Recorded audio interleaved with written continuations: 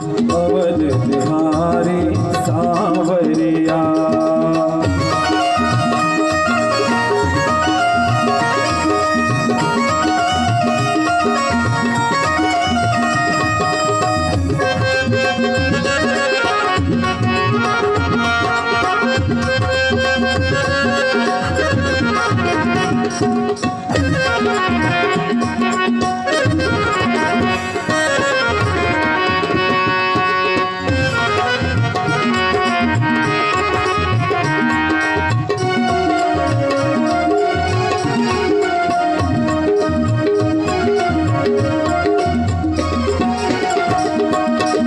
कनक भवन सिया रघुवर झांके, कनक भवन सिया रघुवर झांके, कनक भवन सिया रघुवर झांके, कनक भवन सिया रघुवर झांके।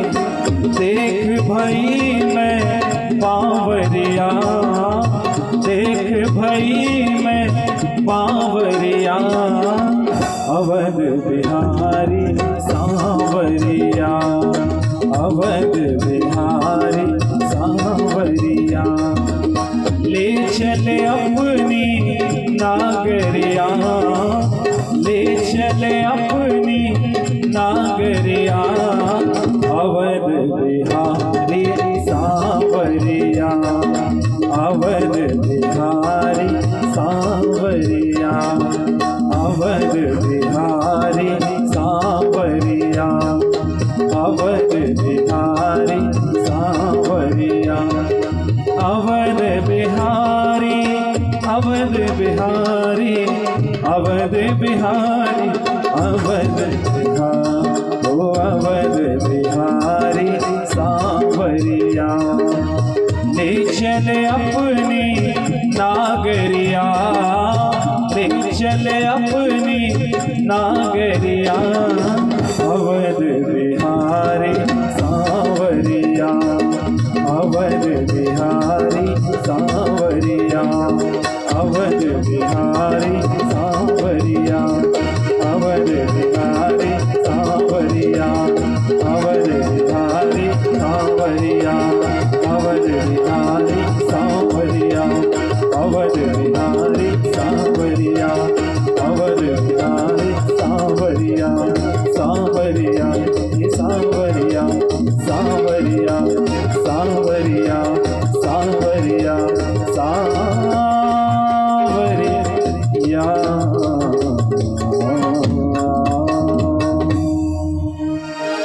बोलो अवध बिहारी सरकार की जय। श्री हनुमान जी महाराज की जय। श्रीमद् देवी भागवत महापुराण की जय।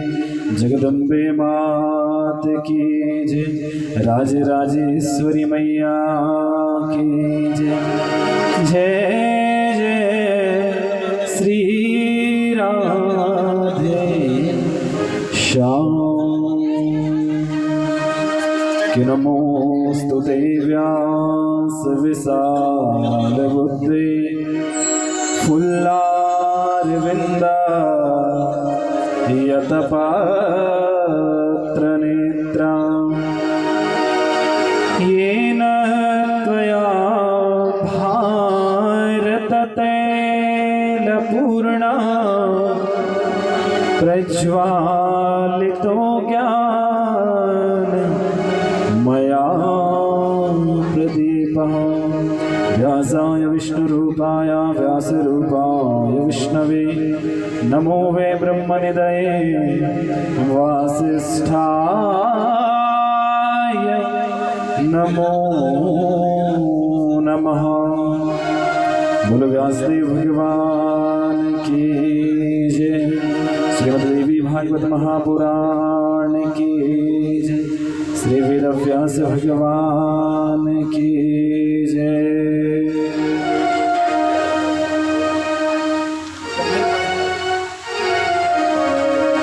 जगदम्बे मैया की जय। जय जय श्री राधे श्याम।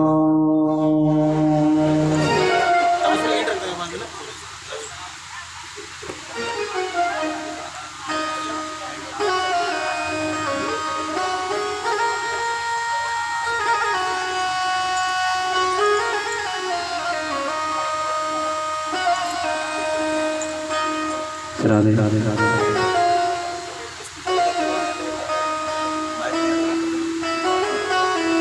राधे राधे राधे ओम ओम ओम ओम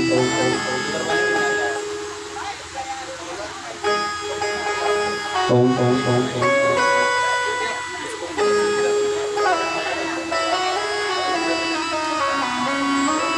राधे राधे राधे राधे ओम ओम ओम ओम ओम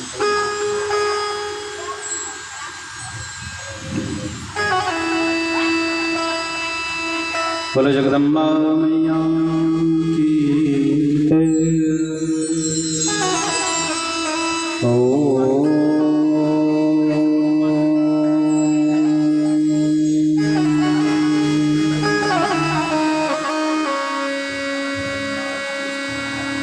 नमः परमहंसाय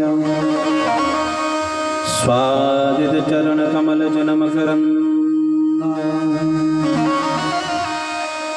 भक्तजनमानस निवासाय श्री रामचन्द्राय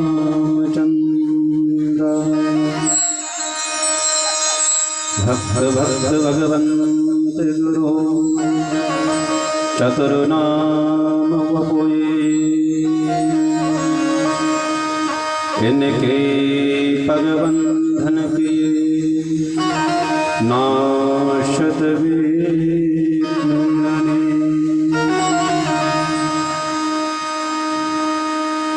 वंशी विभूषित करा लवनी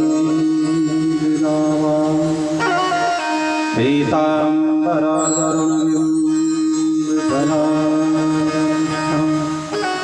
पूर्णेन्दु सुंदर मुखात्तरविंदनिष्ठा कृष्णात् परं किमपि तत्त्वमहं न जाने। कृष्णाय वासुदेवाय हरये परमात्मने प्रणतः क्लेशनाशाय गोविन्दाय नमो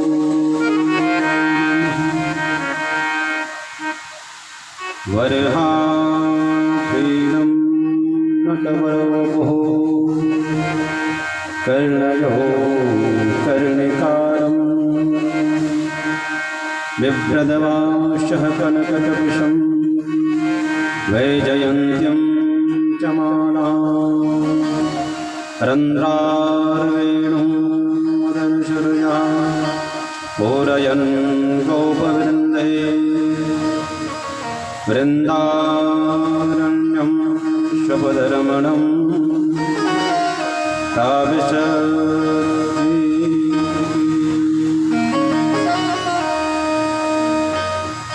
जय जय श्री राधारमण जय जय नवल किशोर जय गोपी चित्रचोर प्रभु जय जय माखन चोर।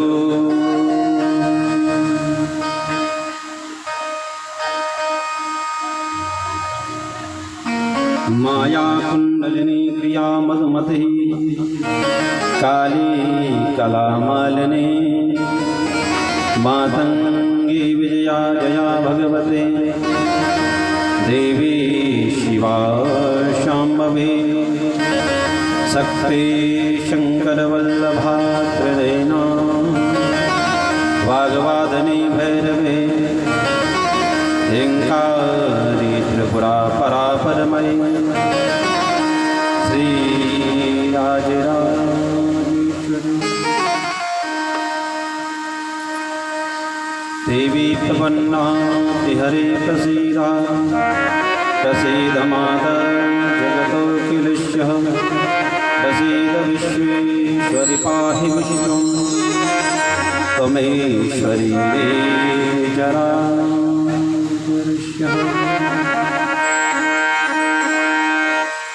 बोलो जगदम्बा मैया की जय।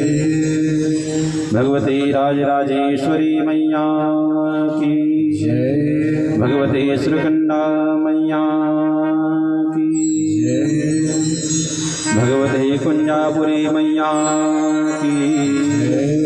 भगवती चंद्रवदनी मैया की जय। भगवती धारी कालिका मैया की जय। घंटाकर्ण भगवान की जय। नागराजा नरसिंह भगवान की जय। बद्री केदार धाम की जय। गंगा यमुना महारानी की जय।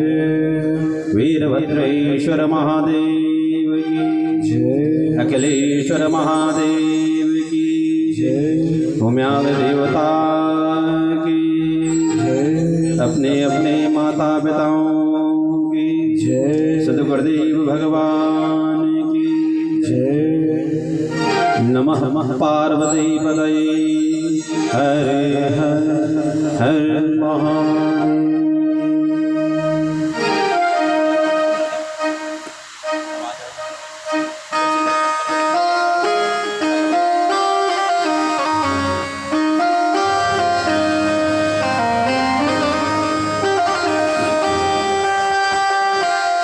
परम मंगलमय अकारण करुणावरुणालय पीताम्बरधारी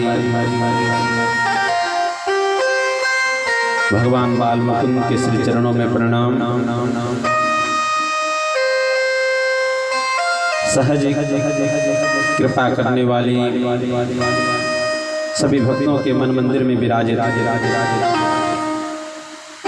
और जगत की सृष्टि पालन और संहार करने वाली चराचर जगत में विद्यमान कणु से अणु तक समस्त जीवों के हृदयगत विद्यमान रहने वाली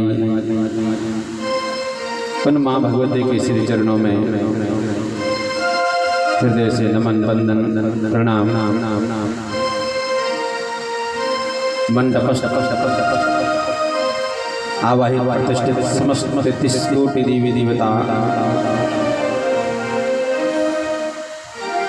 सबको हृदयांगम करता हुआ, सबको नमन बंदन करता हुआ डोली में विराजित माँ भगवती प्राम्बा जगदम्बिका त्रिगुणात्मिका आदि शक्ति जो जगत का कल्याण करने वाली है, उनके श्री चरणों में प्रणाम। समुपस्थित समस्त आचार्य वृंद और आप सभी माताएं बहनें, आप सबके हृदय में माँ भगवती का ही साक्षात वास है। उन्हीं की दर्शन करता हुआ आप सबको प्रणाम।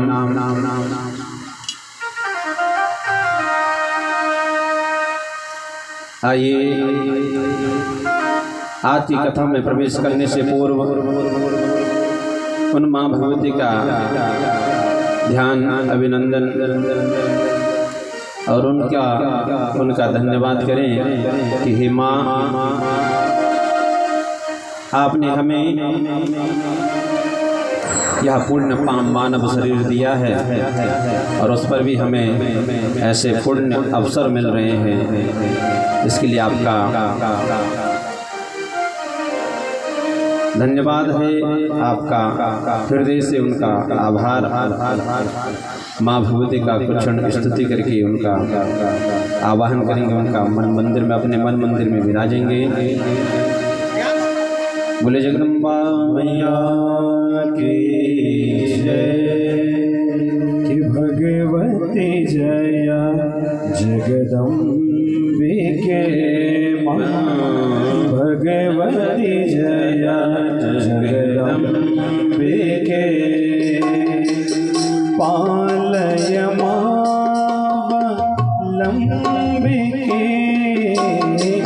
पालय मावलम्बिके जया भगवती जया जगदम्बिके माँ, भगवती जया जगदम्बिके माँ, भगवती जया जगदम्बिके, पालय मावलम्बिके, पालय मावलम्बिके जया भगवती जया जगदम्बिके माँ, भगवती जया जगदम्बिके।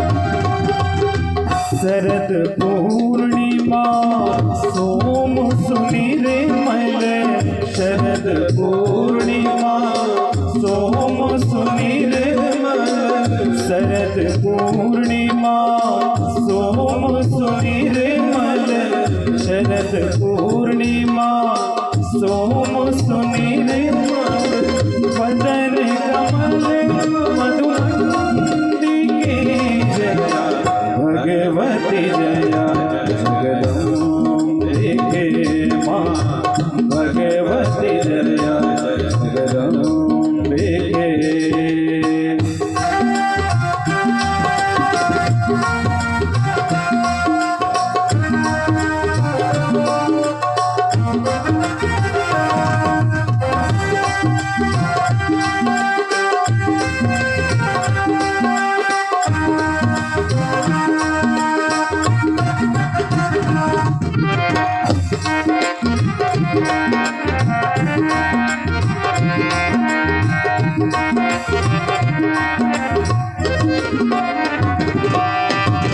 मेघ सुनीलिम नलिन दलायत, मेघ सुनीलिम नलिन दलायत, मेघ सुनीलिम नलिन दलायत, मेघ सुनीलिम नलिन दलायत, नयल रसाजन रंजिते माँ, भगवती जया जगदम्बिके माँ, भगवती जया जगदम्बिके माँ, भगवती जया जगदम्बिके।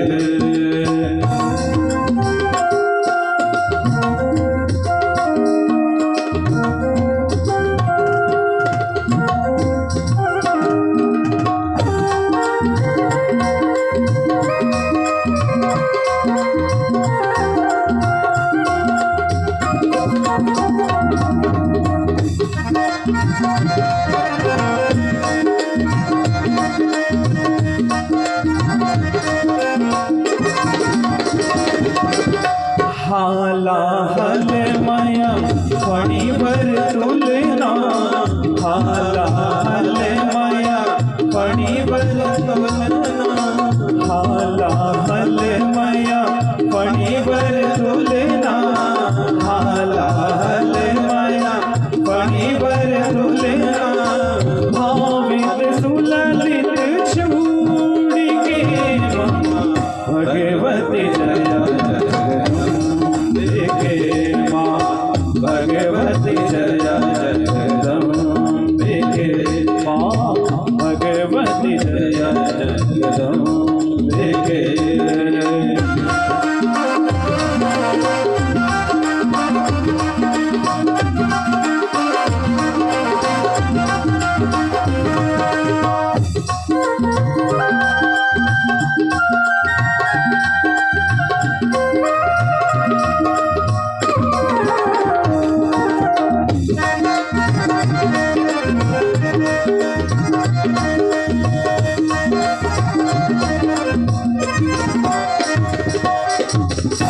सर्व चराचर जीव पयोनिधि सर्व चराचर जीव पयोनिधि सर्व चराचर जीव पयोनिधि सर्व चराचर जीव पयोनिधि सर्व हृदय मंडिते भगवती जया जगदम्बिके मां भगवती जया जगदम्बिके मां भगवती जया जगदम्बिके।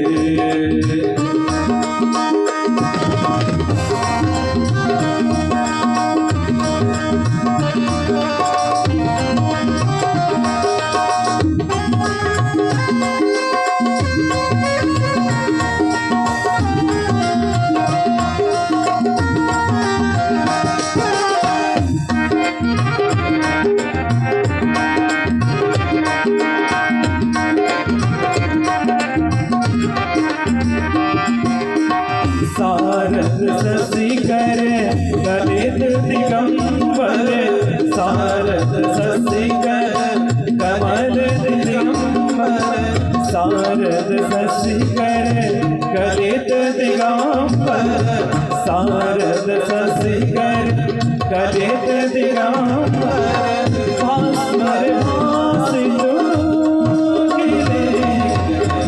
भगवती जया जगदम्बिके मां भगवती जया जगदम्बिके मां भगवती जया जगदम्बिके मां भगवती जया जगदम्बिके पालय मां अवलंबिके मां पालय मां अवलंबिके मां भगवती जया जगदम्बिके मां भगवती जया जगदम्बिके मां भगवती जया जगदम्बिके मां भगवती जया जगदम्बिके भगवती जया जगदम्बिके भगवती जया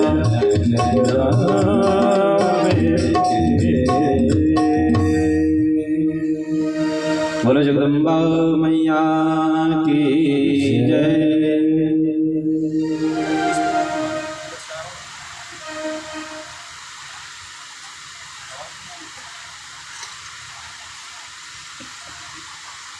बोलो जगदम्बा मैया की आइए आज की कथा में प्रवेश करें। माँ भगवती हम सबके मंदिर में विराजित हो। भगवान हनुमान जी महाराज यथास्थान विराजित हों।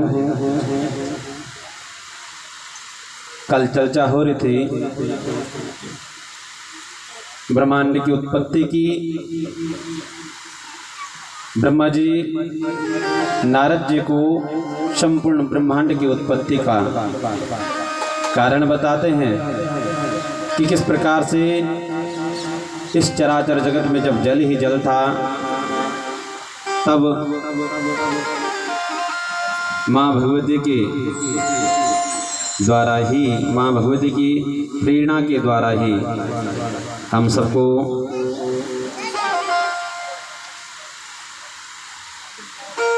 विभिन्न लोकों में जाकर के हमने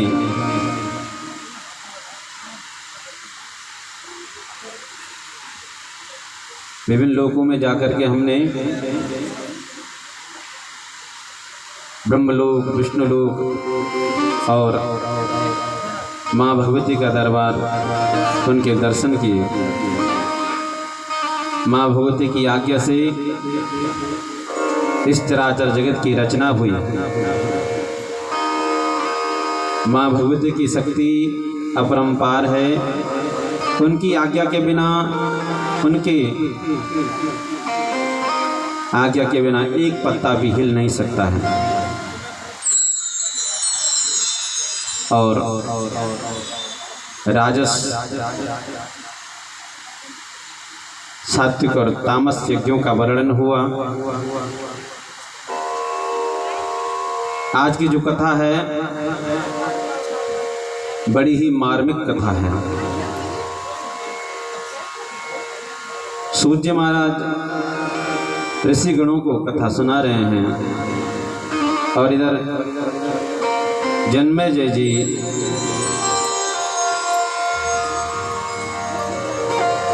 वेद व्यास जी की श्रीमुख से कथा सुन रहे हैं। जन्मेजय व्यास जी से प्रश्न करते हैं, हे व्यास जी महाराज, कुशो सत्यव्रतो नाम ब्राह्मणो तुझे सत्तमा किमस्मिन् देशे समुत्पन्ना कीदृशाश्च वदस्व मे। अच्छा, आज की जो कथा है ना, इस कथा की विशेषता एक ये है कि माँ भगवती किस प्रकार से दया करती हैं, किस प्रकार से सहज ही कृपा करने वाली हैं और उनके केवल नाम उच्चारण करने से मनुष्य भव से पार हो जाता है।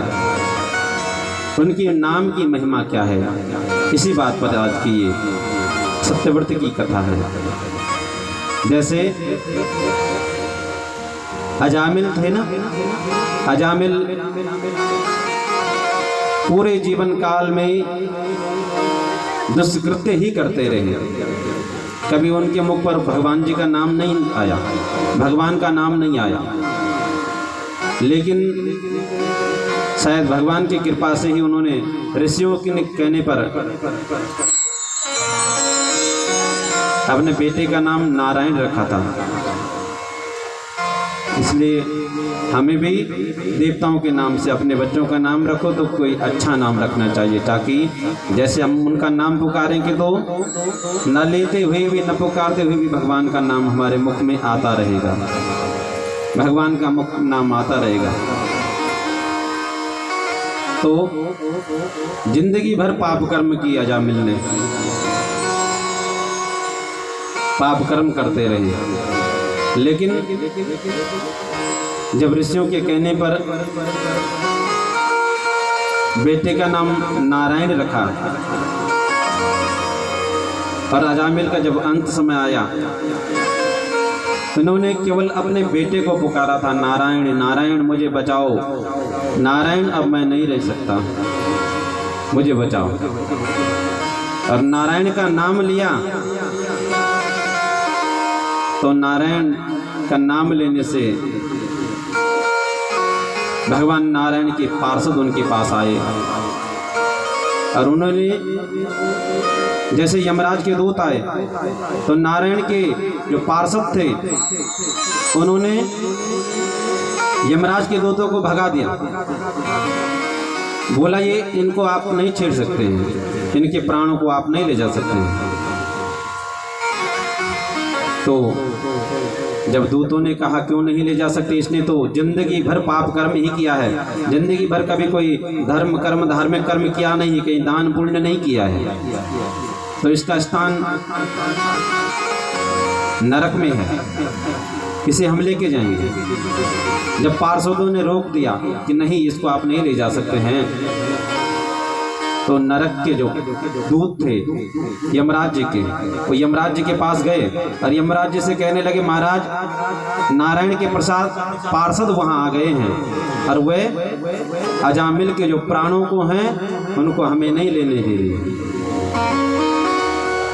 तो यमराज ने उनसे कहा, हे दूतों, उन अजामिल ने अंत समय में भगवान नारायण का नाम लिया है, और हाँ, जिनके मुख में अंत समय में भगवान नारायण का नाम आ जाए उनको आप नहीं ला सकते हैं। कोई भगवान नारायण के हो जाते हैं, नारायण के पार्षद हो जाते हैं, और अंत समय में भगवान का नाम लिया, नारायण का नाम लिया, चाहे उन्होंने भूलवश ही लिया, बेटे का नाम लिया था, लेकिन भगवान का नाम आया और भगवान के नाम आने से उनको परम धाम की प्राप्ति हो गई। ऐसे ही ये कथा सत्यव्रत नाम के ब्राह्मण की है।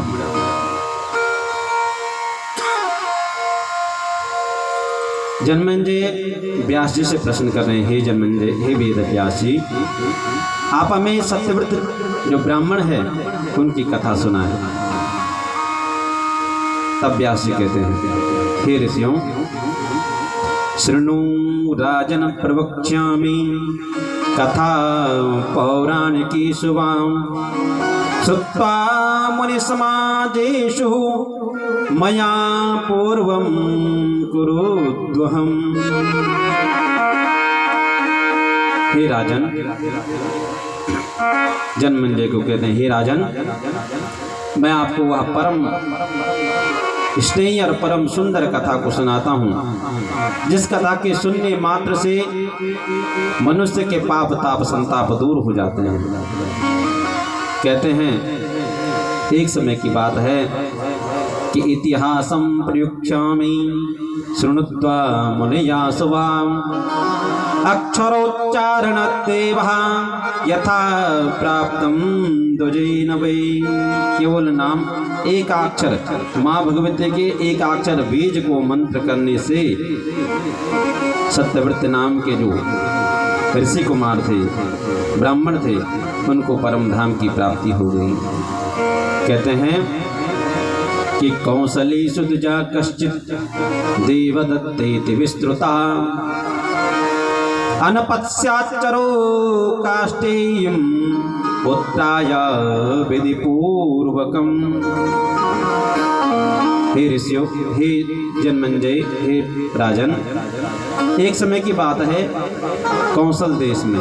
कौशल देश किसको कहते हैं मालूम है किसी को? कौशल देश अयोध्यापुर।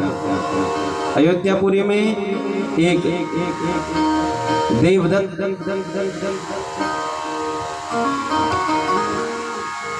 नाम के एक ब्राह्मण थे। उनकी कोई संतान नहीं थी, बच्चे नहीं थे, तो उन्होंने पुत्रेष्टि यज्ञ करवाया। और पुत्रेष्टि यज्ञ कराने के लिए अनेक ऋषियों को वर्ण किया। और एक गोमिल ऋषि जी, गोमिल ऋषि का वर्ण आचार्य के पद पर किया। आचार्य बने गोमिल ऋषि जी। और जब यज्ञ हो रहा था तो यज्ञ में जब मंत्रोच्चारण होता है, वेद मंत्र होते हैं, वेद मंत्रों को लगातार बोल रहे थे, तो अचानक गोमिल मुनि जी के मुख से वेदों में एक स्वर छूट गया। और स्वर छूट, जैसे ही स्वर छूटा तो जो यजमान थे, देवदत्त जी ब्राह्मण थे, यजमान थे, इन्होंने सबके सामने गोमिल मुनि को कहा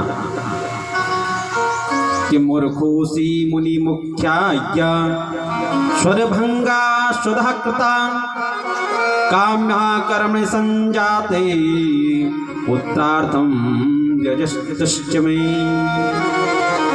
गोमिल मुनि को कहने लगे, हे आचार्य, आप मूर्ख हैं, आपने स्वर भंग कर दिया है, यानी आपके मंत्र बोला लेकिन मंत्र में स्वर छोड़ दिया है। आप मूर्ख हैं, आपने मेरे संपूर्ण यज्ञ को खराब कर दिया। अब जैसे ये शब्द बोले, गोमिल मुनि को बहुत बुरा लगा, अच्छा नहीं लगा। सबके सामने टोक दिया ना, सबके सामने बोल दिया।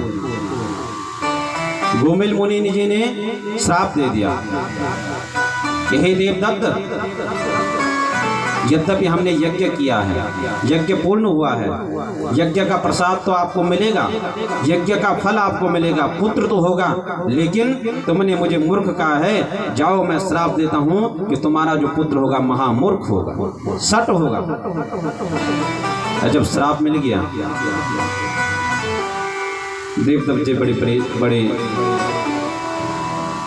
व्याकुल होने लगे, कहने लगे, महाराज ये कैसा श्राप दे दिया आपने।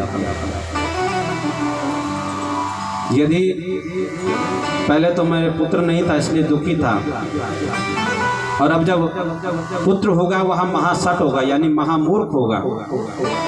अरे पुत्र लंगड़ा हो जाए, गूंगा हो जाए, चल जाता है, लेकिन पुत्र मूर्ख हो वो अपने माता पिता को नरकगामी होता है, माता पिता को नरक ले जाने वाला होता है। तो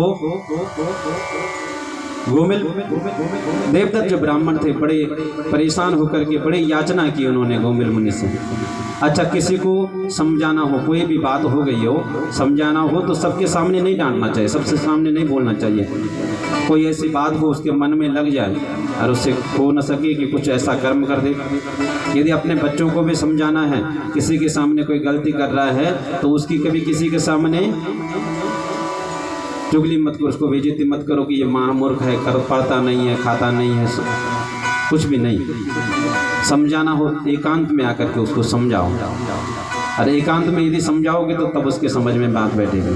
और सबके सामने बोलोगे तो हो सकता है कुछ ऐसी बात उसके मन में बैठ जाए और कुछ न कुछ ऐसे कर्मों को कर ले।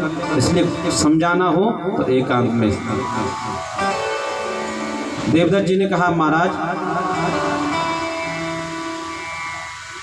अब हमें मेरा क्या होगा, कृपा करें। तो गोमिल मुनि जी कहने लगे, तुम्हें कुछ बात समझानी थी तो अकेले में आकर के समझाते, तुमने सबके सामने मुझे मूर्ख कहा है। अब मेरा श्राप मिथ्या तो होगा नहीं, श्राप तो लगेगा, लेकिन हे देवदत्त अब मैं आपको ये वरदान देता हूँ कि पहले तो मूर्ख होगा, लेकिन अंत समय में माँ भगवती की कृपा से वो महाविद्वान बन जाएगा, विद्वान हो जाएगा, और कभी की तरह पुराणों का रचनाकार होगा, महाविद्वान होगा। अब समय बीता तो उनकी देवदत्त जी की जो पत्नी थी वो गर्भवती हुई और उन्होंने एक सुंदर बालक को जन्म दिया।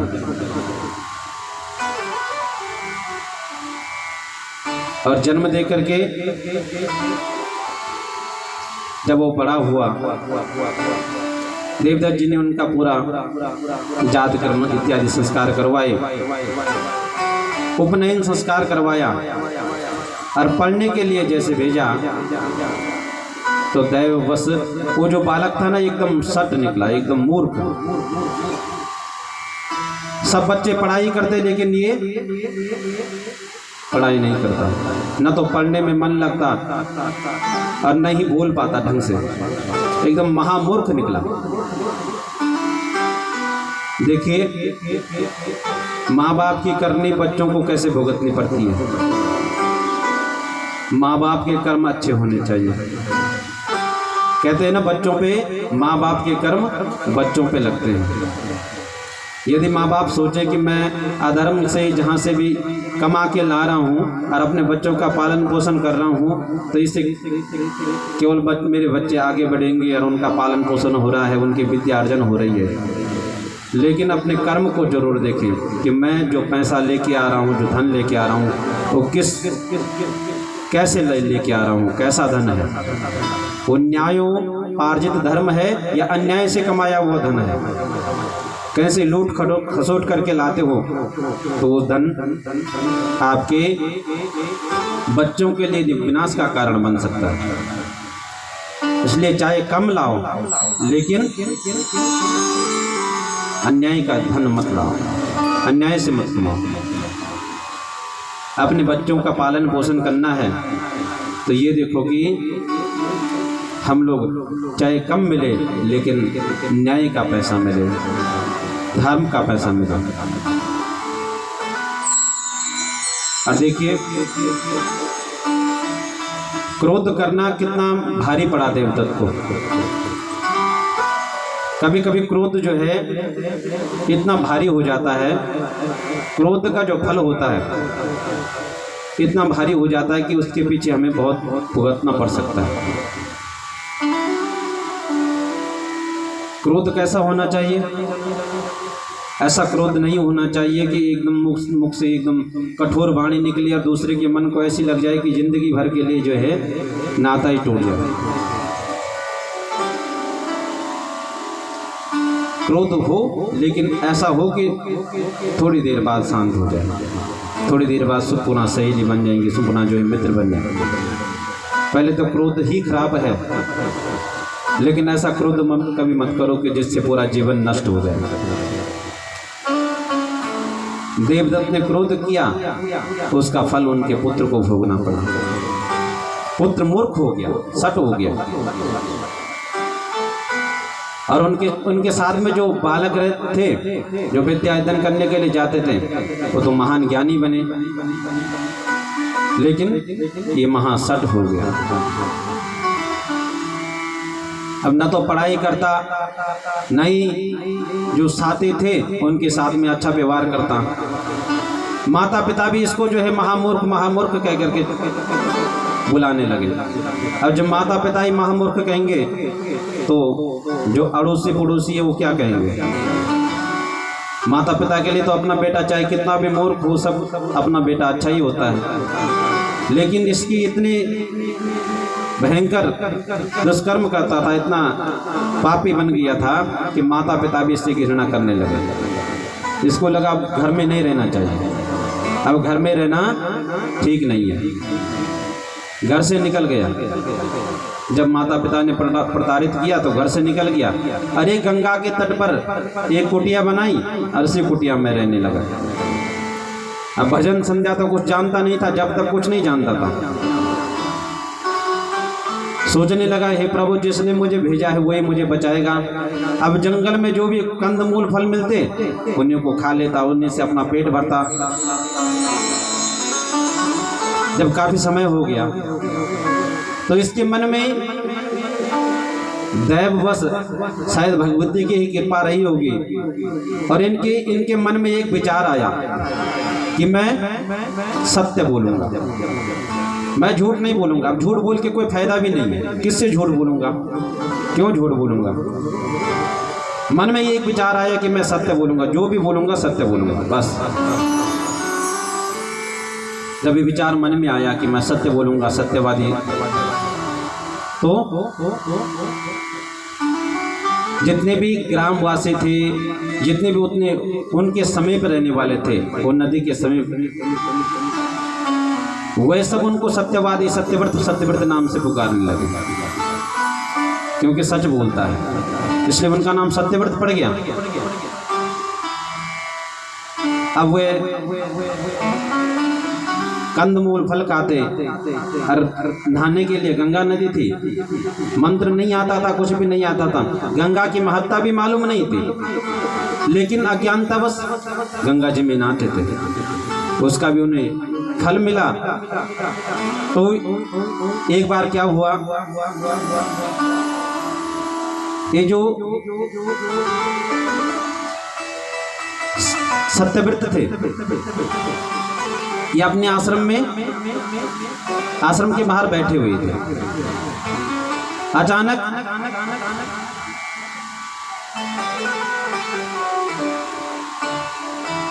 एक सूअर, एक शिकारी आया और शिकारी ने एक सूअर के बाण मारा, और वह सूअर तत्रा गदा तो मेरे गाया रममाण एवचा प्राप्तो निषाद निष्ठाठो धृतश्चाप बाणः किरणन्नेन विपुले यमतुल्य देहा।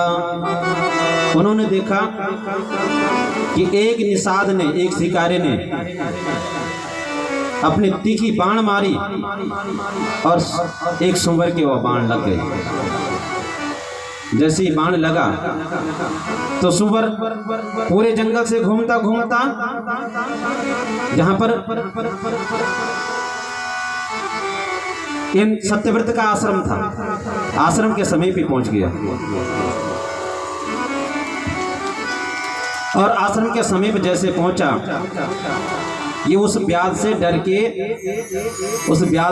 के उन्हीं की आश्रम के नजदीक एक झाड़ी थी, उसी झाड़ी में छिप गया। सत्यव्रत इनको देख रहे थे। और जैसे उन्होंने उस सुअर को देखा कि इसके बाण लगी हुई है, सुअर करा रहा था, तो सत्यव्रत के मुख से केवल एक शब्द निकला। क्या निकला? कि प्राप्तो मुनि तत्र समीक्षता अग्रे व्रजन्त रुद्रादेहं दृष्ट्वा मुनीषु कर्मासु विद्धं दया विवादेनातिकम्प्यमाना सारस्वतं बीजमतोपचारणम् अज्ञातपूर्वं च तथा श्रुतश्च दैवान्यमुखे वैशं पुगत्या न ज्ञातबीजं जमसु विमूढो ममच्च शोके च मुनिर्महात्मा। मुख से शब्द निकला एम एम। अरे एम क्या था? मां भगवती का वाग बीज था। अनजाने में निकला, इनको मालूम नहीं था कि ये मां भगवती का बीज मंत्र है, मालूम नहीं था। अनजाने में ही उनके मुख से एम बीज निकला।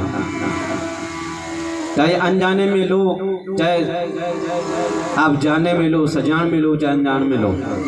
और मां भगवती का मंत्र, देवताओं का मंत्र यदि मुख से निकलता है तो उसका फल अच्छा ही होता है।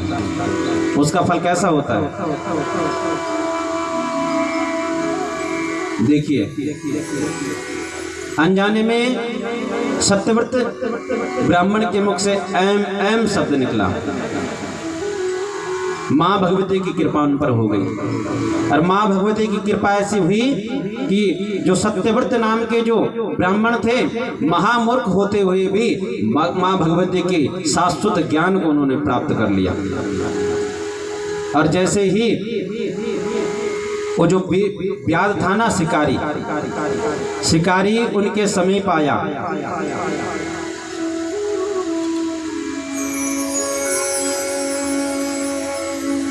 उनके समीप आया और उनसे कहने लगा कि हे सत्यव्रत, हे मुनिवर, मुझे मालूम आप सत्य बोलते हैं कि सत्यम न सत्यम खलु यत्र हिंसा।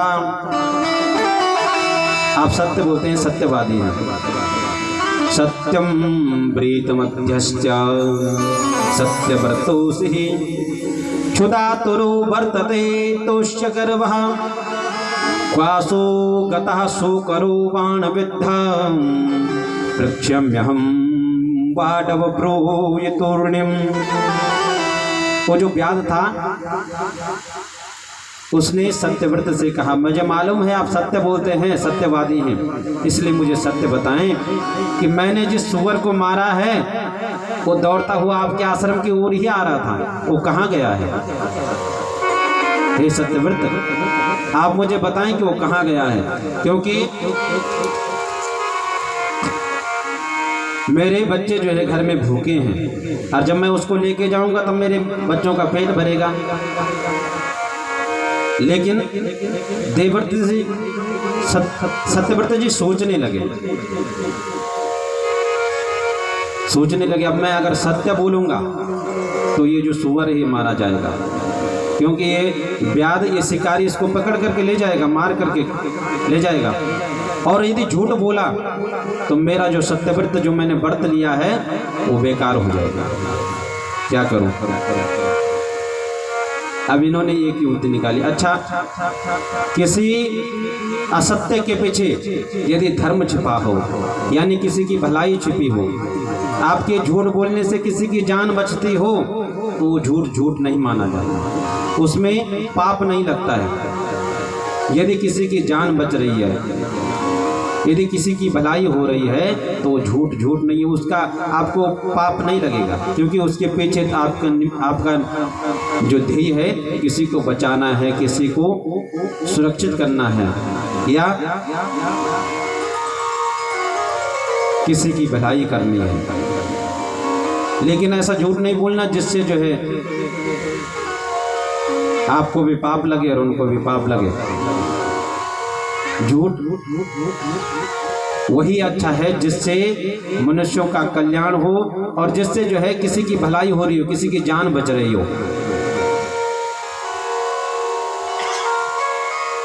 अब जो है देव ये सत्यव्रत जी सोचने लगे क्या कहें,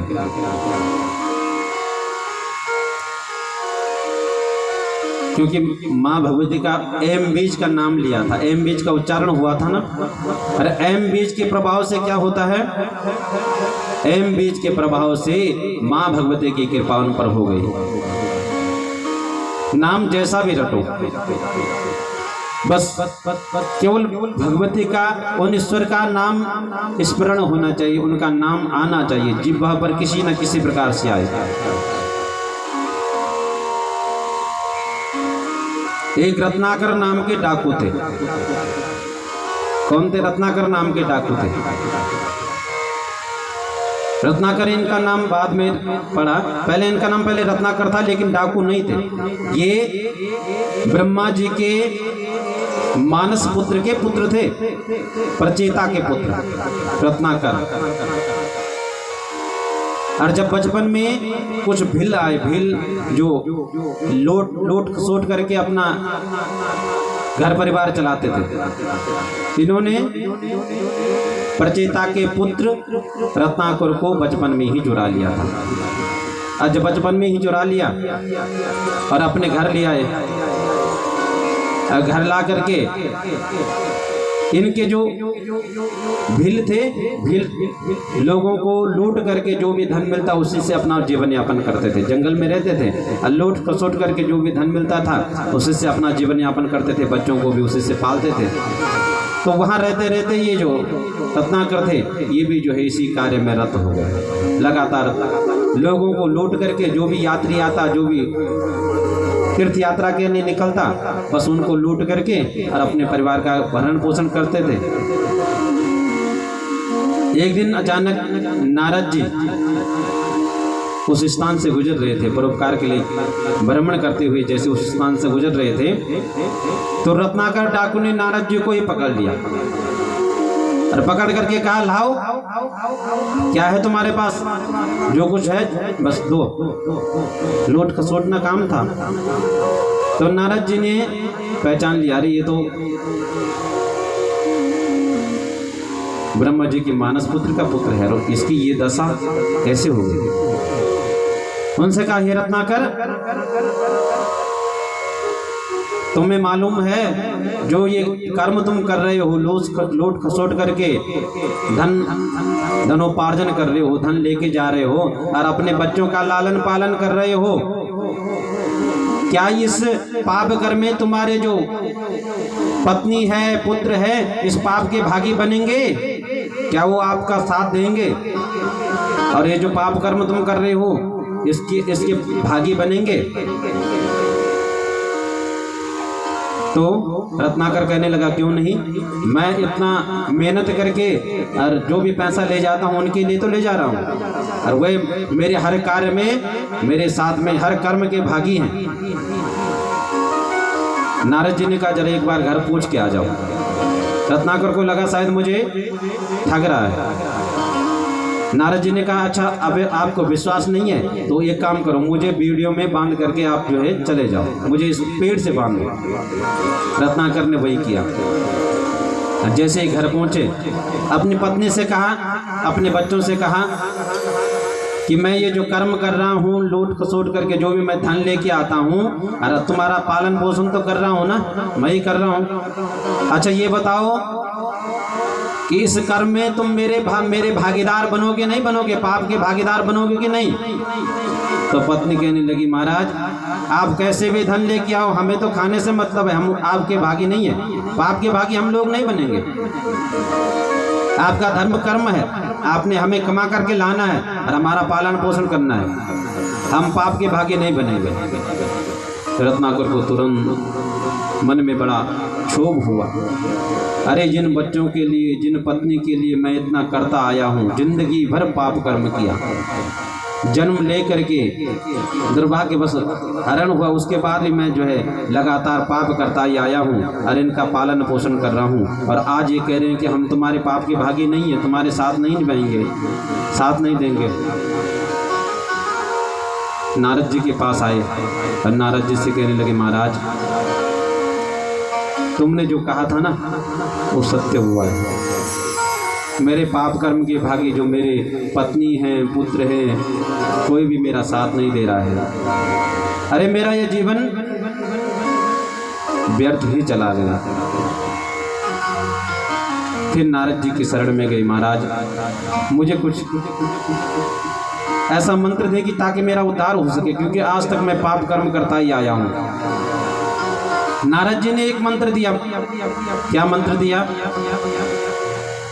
हे रत्नाकर, तुम भगवान राम का नाम लो। राम राम राम राम, क्योंकि सरल नाम है। अब आप विद्वान नहीं हो, जीवन भर हिंसा कर्म ही किया है, तो बड़ा मंत्र तो जप नहीं सकते थे, इसलिए आप केवल राम कहो। रत्नाकर डाकू राम नहीं बोल सका, उनके मुंह से राम निकला ही नहीं। कभी भगवान का नाम लिया ही नहीं था तो राम निकला ही नहीं। फिर नारद जी ने कहा, अच्छा तुम्हारा काम प्रत्येक दिन का क्या है? बोले मार काट का काम है मेरा। तो बोला तुम अच्छा राम नहीं बोल सकते, मरा मरा बोलो। और रत्नाकर ने मरा मरा मरा बोलते गए, और उससे भगवान नाम के चाहे सुलटा रटो चाहे उल्टा रटो, और उनके नाम से मरा मरा बोलते गए, राम का नाम उच्चारण हुआ और वे जो परम विद्वान बन गए। देखिए भगवान के नाम की महिमा क्या है। राम का नाम अज्ञानता बस मरा बोलने से भी राम का नाम निकला, और इतने विद्वान हुए कि एक बार वो आश्रम बना के रहने लगे और विद्या अध्ययन करते। उनको प्रांगत विद्या में अर्जित हुई, और माँ भगवती की ऐसी कृपा हुई कि उनके मुख से एक शब्द निकला।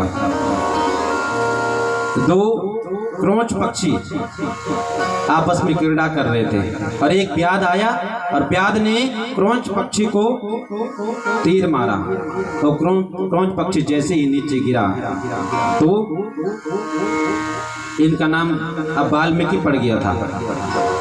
इनके मुख से एक श्लोक निकला, प्रथम श्लोक क्या निकला कि मानसात् प्रतिष्ठां तुम गता शाश्वती समा यत क्रोचोति मिथुनातेकम अवधि काम मोहितम।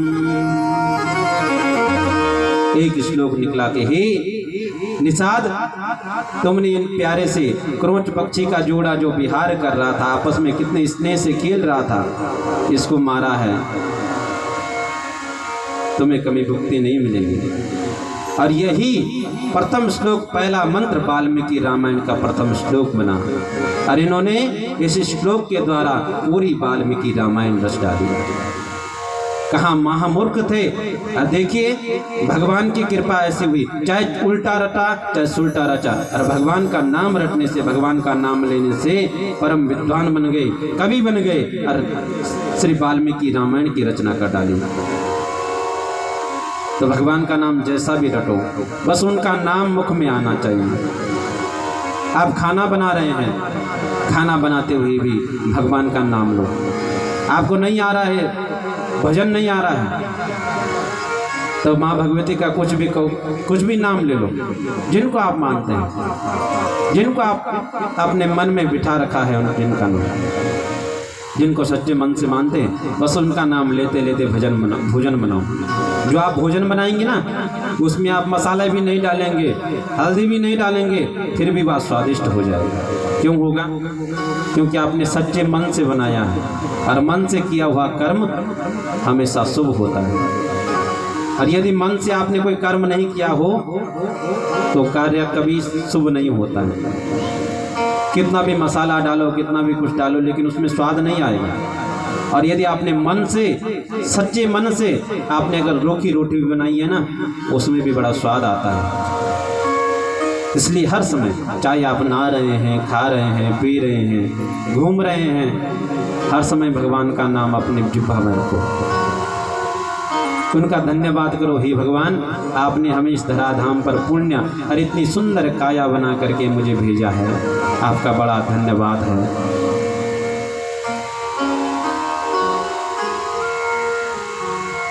देवव्रत सत्यव्रत नाम के जो ब्राह्मण थे उनको माँ भगवती की ऐसी कृपा प्राप्त हुई कि उन्होंने कहा, क्या कहा कि या पश्यन्ति नसाबूर्ते या बूर्ते शान पश्यति अहो प्याद सुकार्यार्थिन किम प्रक्षन्सि पुनः पुनः। न तो झूठ बोला, नहीं सत्य बोला। तो क्या बोला?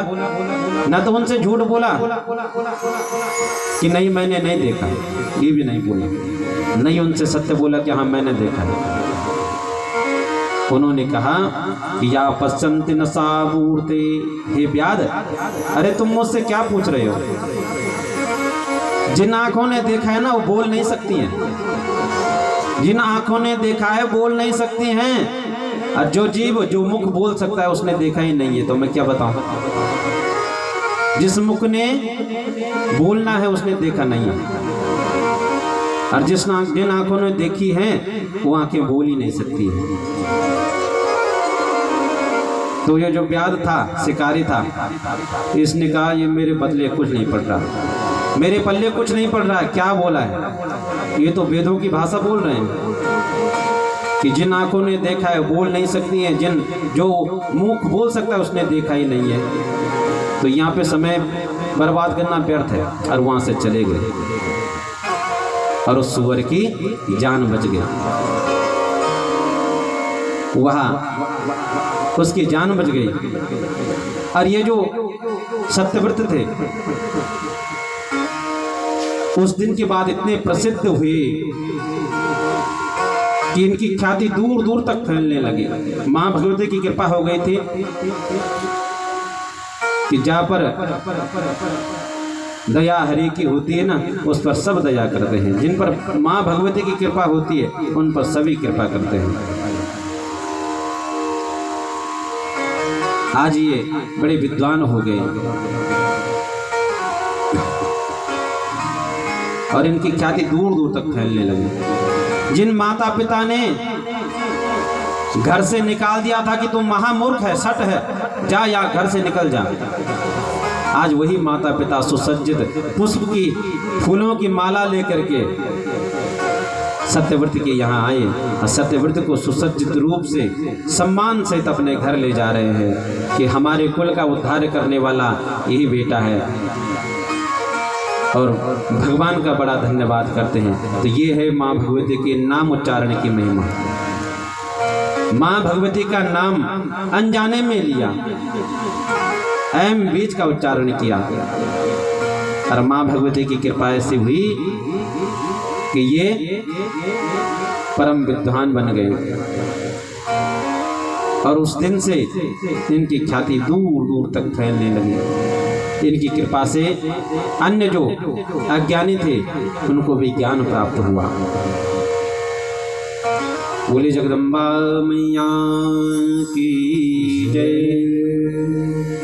एक सुंदर सा भजन माँ भगवती का आचार्य अंकित नौटियाल जी के श्रीमुख से आप लोग सुनेंगे।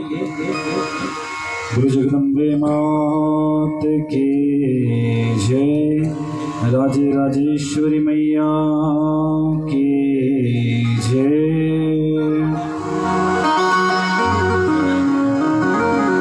जय हो माता दुर्गा भवानी, हाथ जोड़ी पूजा करोला। जय हो माता दुर्गा भवानी, हाथ जोड़ी पूजा करोला। नौरता मंडाणी देवी, नौरता मंडाणी देवी तेरा लगोला। जय हो माता दुर्गा भवानी, हाथ जोड़ी पूजा करोला। जय हो माता दुर्गा भवानी, हाथ जोड़ी पूजा करोला।